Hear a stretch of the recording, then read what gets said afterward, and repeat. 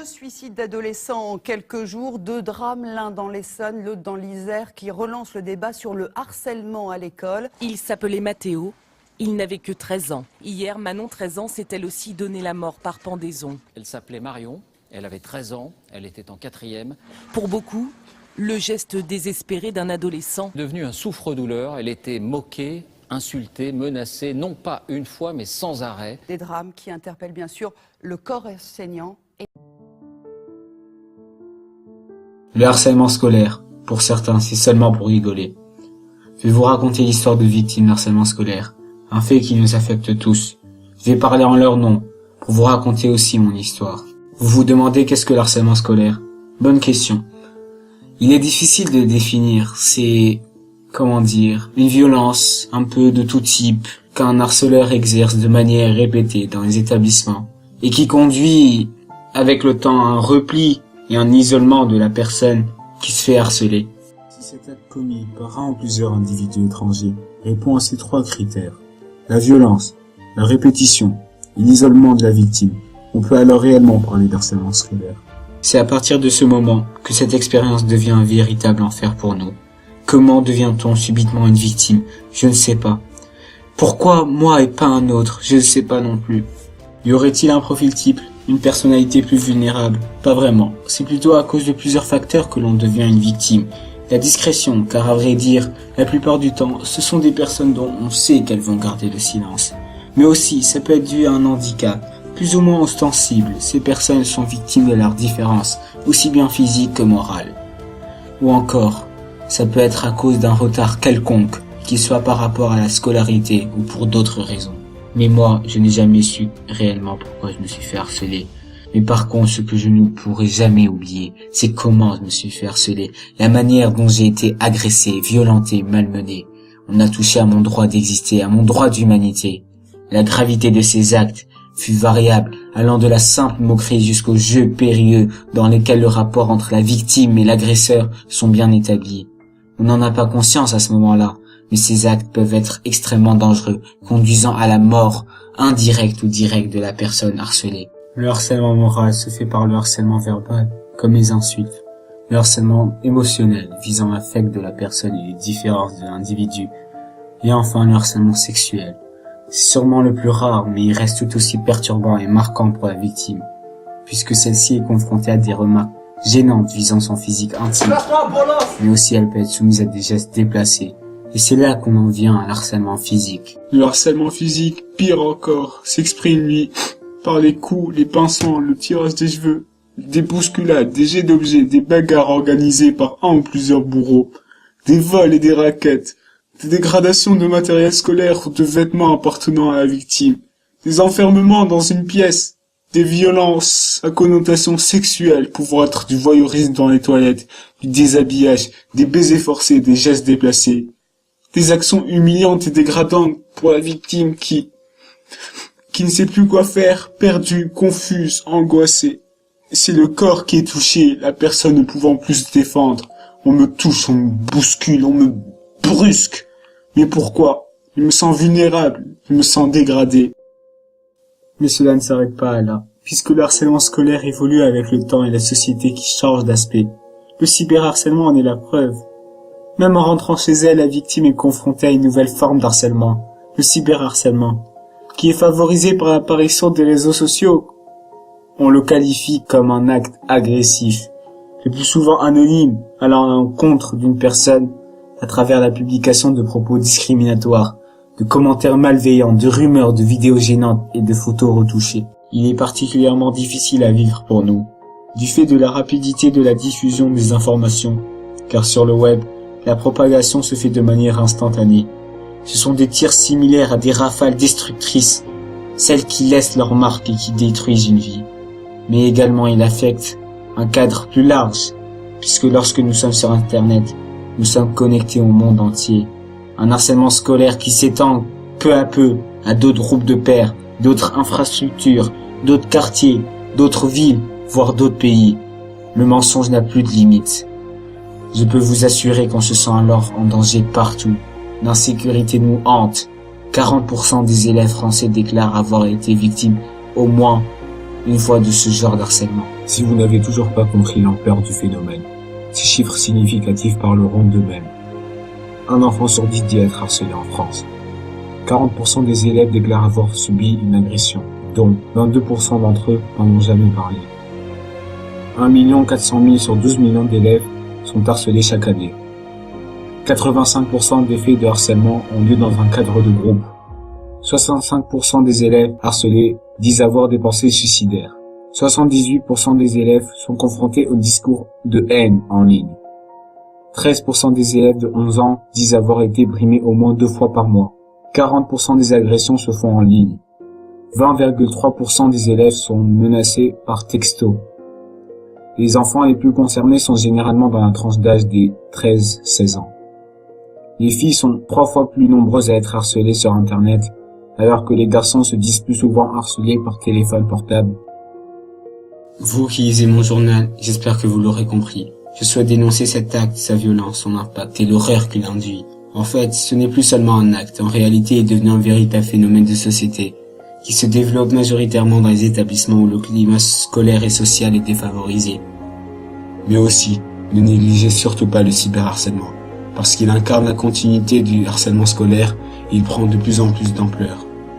Il est né et évolue avec l'apparition des nouvelles technologies de communication, tient des origines obscures car il est très aléatoire suivant les motivations des harceleurs. Dans la communauté scolaire, le harcèlement enseigne la loi du plus fort, du silence et entretient la non-assistance à personne en danger. Tout cela en opposition totale avec les principes d'une citoyenneté éduquée. Celui-ci a des conséquences désastreuses pour les victimes. La victime peut commencer à présenter ses premiers symptômes, agitation, colère, énervement excessif, anxiété, sensation de mal de ventre, sensation de mal de tête, baisse des résultats scolaires due à l'anxiété, décrochage, troubles de comportement comme de l'agitation, de la colère ou un isolement. Le harcèlement fragilise énormément les victimes. On peut ressentir de l'injustice, on se demande pourquoi nous, ou de la colère envers notre entourage, on les rend coupables de la situation. Mais aussi, toujours lié à la colère, la honte nous envahit. On se dit qu'on n'est plus capable de se défendre soi-même. Et enfin la peur, puisque le harcèlement est une forme de violence. Une peur qui nous paralyse, qui nous terrorise, qui nous angoisse, qui nous inquiète.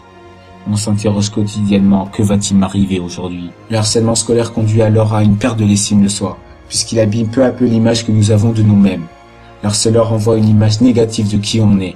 On a l'impression d'être trop nul, de ne rien valoir, on se déteste au point de se sentir coupable de notre propre victimisation. Mais aussi, le repli sur soi fait surface. Un réflexe dans cette situation, c'est avoir envie de se cacher, de se faire oublier pour devenir invisible, et alors être protégé des agressions et des injures. En vain, on développe de diverses stratégies d'évitement de ces agresseurs. On ne parvient plus à travailler, à apprendre, à s'amuser, à manger ou à dormir. On se renferme dans une carapace dans laquelle on pense être mieux. Malheureusement, ce n'est pas le cas. Souvent la vermine nous a tellement rongés profondément que la perception des choses devient faussée.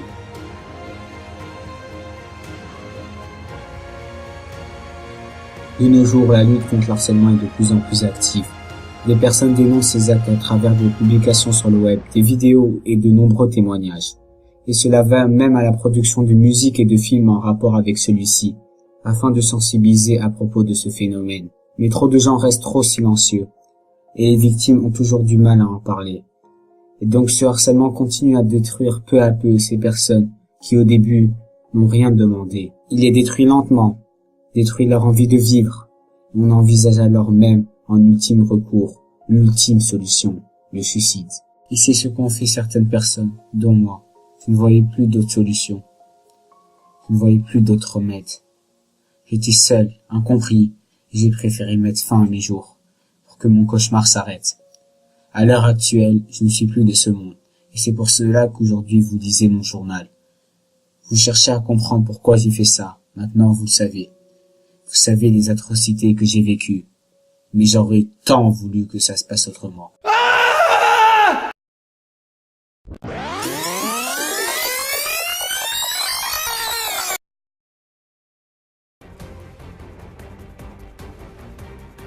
Mais j'aurais tant voulu que ça se passe autrement.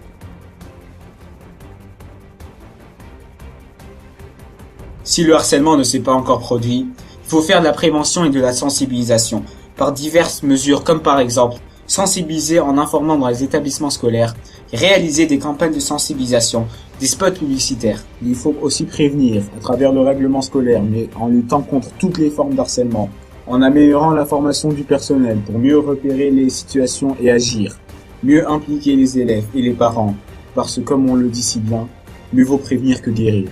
Il faut aussi repérer par les conséquences qui se manifestent, s'interposer en tant qu'adulte, repérer les cas isolés en situation de perte d'amicale ou de rejet social, parce que être une personne rejetée constitue un facteur puissant de l'harcèlement scolaire. Puis, après avoir repéré ce phénomène, contacter les parents, mais les déconseiller fortement de régler seuls le problème, car ils sont particulièrement affectés par cette situation. La prévention doit se faire à l'échelle de l'établissement, par un dispositif de prévention, ou à l'échelle de la classe. Dès le plus jeune âge, il faut apprendre aux élèves les valeurs du respect et de la tolérance. Il faut savoir être à l'écoute.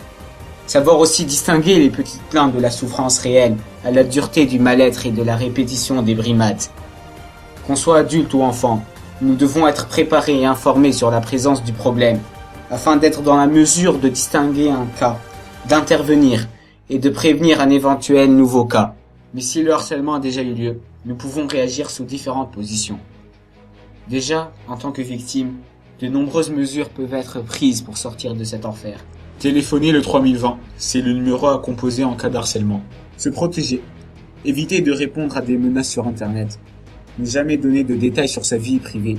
Et réfléchir avant de diffuser ou d'envoyer de photos. Signaler un abus. Signaler un contenu ou une publication qui semble être harcelant pour toi ou pour quelqu'un d'autre. Mais aussi bloquer les amis qui n'en sont pas. En dernier recours, si la situation est vraiment grave, tu dois savoir que tu peux aussi porter plainte à la police contre l'auteur. C'est à tes parents de le faire. Ils sont tes représentants légaux. Les harceleurs de plus de 13 ans risquent des peines de prison et des amendes. Ces peines de prison peuvent aller de 6 mois à 18 mois et le montant de l'amende maximale est fixé à 7 500 €. Ces peines sont aggravées si l'auteur est majeur. Les peines de prison encourues vont alors de 1 à 3 ans et les amendes de 1 500 à 4 500 €. L'essentiel est de ne pas rester seul face au problème. Parler du harcèlement, c'est agir pour que cette violence contre toi s'arrête. Tu dois surtout te confier parce qu'il faut en parler pour trouver de l'aide. À un ami, à un adulte de ton école, à tes parents ou à une personne de ta famille. Les autres solutions proposées par notre partenaire lorsqu'on est victime sont d'écrire avec le plus de détails possible ce qui se passe, la date, les lieux, les heures, les identités des élèves témoins et des harceleurs, les identités des adultes responsables à ce moment-là, si nécessaire, et les faits subis avec le plus de précision possible. Une sorte de journal intime qui restera une preuve à tout jamais. L'élève peut et doit se faire suivre par un médecin traitant le temps que les démarches aboutissent, puisque le harcèlement a de nombreuses conséquences négatives sur la santé. Mais attention, ce qu'il faut surtout pas faire, c'est d'essayer de résoudre le problème vous-même, et ne pas utiliser la violence, cela aggraverait la situation. Si tu es un témoin, tu peux aussi agir face à une situation d'harcèlement, parce qu'en réalité, les témoins ont un grand rôle à jouer, et que aucun enfant, aucun élève ne doit subir cela. Personne ne doit rester silencieux. Il faut en parler pour trouver de l'aide à un adulte de ton école, à tes parents, à une personne de ta famille.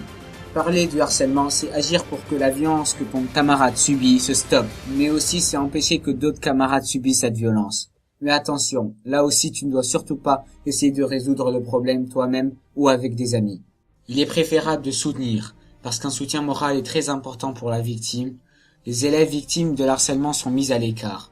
Ne pas participer à cet isolement forcé et ne pas hésiter à aller leur parler. Il ne faut pas rire. S'il cesse d'avoir une majorité silencieuse, l'agresseur arrêtera sans doute ses brimades. Il faut ne pas participer. Si tu reçois un message ou une photo humiliante à faire tourner, supprime le message. Tu briseras la chaîne d'harcèlement. Et enfin, il faut convaincre. Parce que si l'harceleur fait partie de ton groupe d'amis, essayez de le raisonner et comprendre pourquoi il agit ainsi. Et enfin, en tant qu'harceleur. Si tu es déjà conscient d'être un harceleur et que tu éprouves des regrets, c'est déjà un grand pas en avant. Tu es sur la voie de la guérison. Il faut te confier sur ce que tu ressens dans ta vie et à l'égard de cet élève. Tu peux être toi-même victime de moqueries ou tu en as souffert. Il faut donc trouver d'autres manières de réagir face à ce camarade qui est devenu une cible. Il faut en parler à un adulte de confiance ou à un camarade de confiance. Il est vivement conseillé de parler de ce que tu ressens à un professionnel par exemple, ou de prendre conscience que la situation est grave, parce que vouloir faire du mal aux autres est un signe de mal-être. Le harcèlement scolaire est une affaire de groupe selon le psychologue Anatole Picasse des années 1990. Selon lui, les sanctions ne servent à rien, pire encore, puisqu'elles sont contre-productives, car l'élève sanctionné va se venger et va continuer à harceler de manière plus discrète. Il est donc conseillé de privilégier une discussion basée sur des entretiens entre un adulte et les agresseurs. Des entretiens individuels sont mis en place où l'adulte assure qu'il n'est pas là pour punir, mais qu'il tente plutôt de comprendre le mal-être de l'agresseur, afin de l'aider à gérer ses émotions. L'objectif est que alors la solution vienne des harceleurs. Depuis, la méthode Picasse est utilisée en Espagne et au Canada, et en France, par exemple au lycée Descartes de Cournon. Au final, dans tous les cas, que tu sois une victime, un témoin ou un auteur, il faut en parler. Et si tu préfères parler à un adulte que tu ne connais pas, contacte ces 2 numéros. Parce que le harcèlement nous concerne tous. Ça peut aussi bien vous arriver à vous, à votre petit frère, à votre petite sœur, qu'à votre fils ou à votre meilleur ami. Après cette vidéo, ne restez pas indifférents. Luttons tous contre le harcèlement.